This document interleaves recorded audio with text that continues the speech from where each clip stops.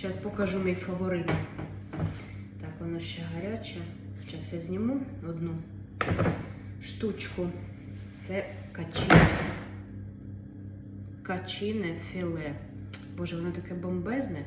І що саме інтересне, качка у духовці філе сухе. Я його ніколи не їла. Там крильця, там ще щось, ну філе сухе було. Ну це щось взагалі неймовірне, чесно кажу. Воно настільки соковите.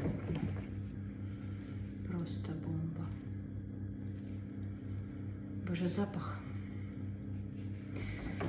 Сногсшибательный. Сейчас попробую. Боже, м'ясо.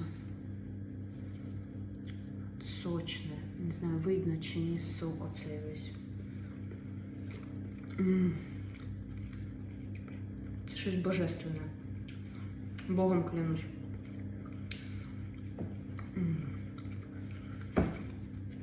І шкурки тут не шкурки, шкурка. Нема, одне м'ясо. Вообще. Просто бомба.